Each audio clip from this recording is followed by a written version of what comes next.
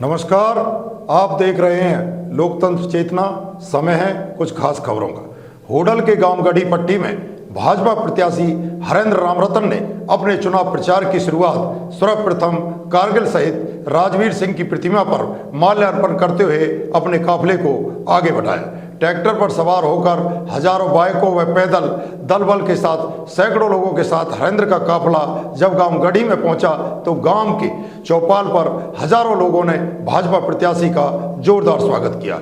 गांव के लोगों ने हरेंद्र को 5 लाख रुपए स्वागत में दिए, लेकिन भाजपा प्रत्याशी ने गांव के लोगों को उनके वापस लौटाकर किसी धार्मिक संस्थान को यह पैसे देने का वादा किया।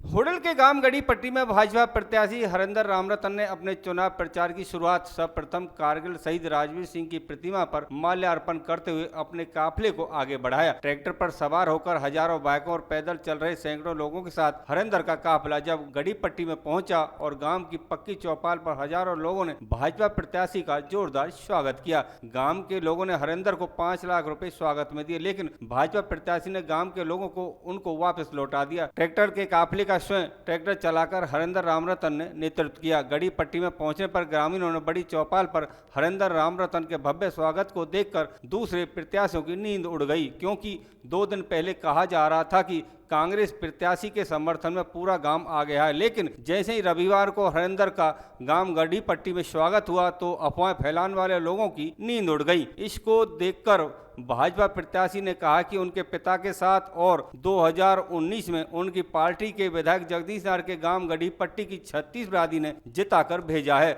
और जो कांग्रेस प्रत्याशी हैं उनको और उनके पिता स्वर्गीय पूर्व विधायक ग्यालाल को हमेशा गांव गढ़ी पट्टी में हार का सामना करना पड़ा है। हरेंद्र ने कहा कि गांव की जनता ने आज जिस तरह से उनके पिता द्वारा नहर में पानी लाने के लिए चलाए गए फावड़ों को नहीं भूली है। उनके पिता ही गांव के रजवाहे में पानी लेकर आए थे और उनके पिता रात दिन तब तक रजवाहे पर पानी नहीं आया था तब तक गांव के लोगों के साथ रात दिन रजवाहे पर सोते थे, लेकिन आज तक गांव गढ़ी पट्टी के लिए उदयभान और उनके पिता ने क्या किया वह गांव के लोगों को बताए। उन्होंने कहा कि जिस तरह से आज गांव के लोगों ने उनका भव्य स्वागत किया वह हमेशा उसको याद रखेंगे और दिन रात क्षेत्र के लोगों के लिए हाजिर रहेंगे। हरेंद्र रामरतन ने उपस्थित जनसमूह को संबोधित करते हुए कहा कि जो लोग टिकट मिलने पर कहा करते थे कि 11 बजे तक हरेंद्र का बस्ता बंद कर देंगे, आज जनता का अपार प्यार और जन समर्थन देखते हुए उन्हें अपनी साख बचानी भारी पड़ रही है।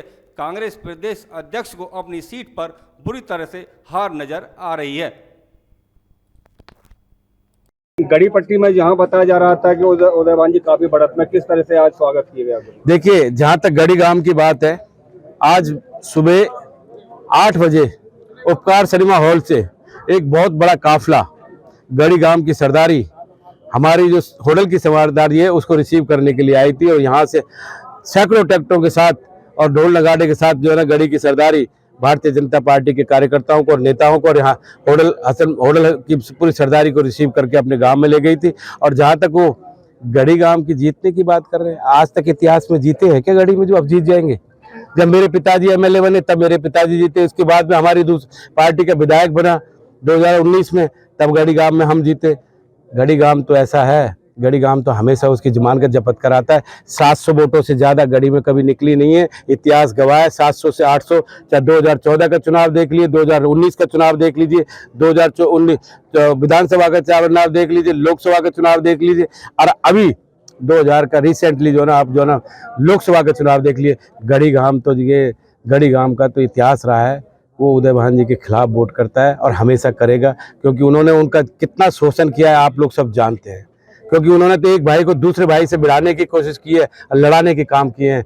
गढ़ी कभी माफ नहीं करेगा। मेरे पिताजी को तो उनका हमेशा आशीर्वाद रहा है गढ़ी कर, आगे भी मुझे उनका आशीर्वाद मिलेगा, क्योंकि मेरे पिताजी जब एमएलए बने थे तो जब विकास की बात आई थी तो मैं छोटा था, उन गढ़ी की सरदारी के साथ जो हमारे जो बम्बे हैं उन पर रात रात घूम कर पानी टेल तक पहुंचाने का वो काम करते थे। और अभी भी मुझे पूरा विश्वास है गढ़ी की पूरी सरदारी सब गांवों में जा रही है। लगभग 200-250 सरदार गढ़ी के जो ना पूरे क्षेत्र में होडल हसनपुर की तरफ जगह घूम रहे हैं, उनको पता चल जाएगा आने वाले टाइम में।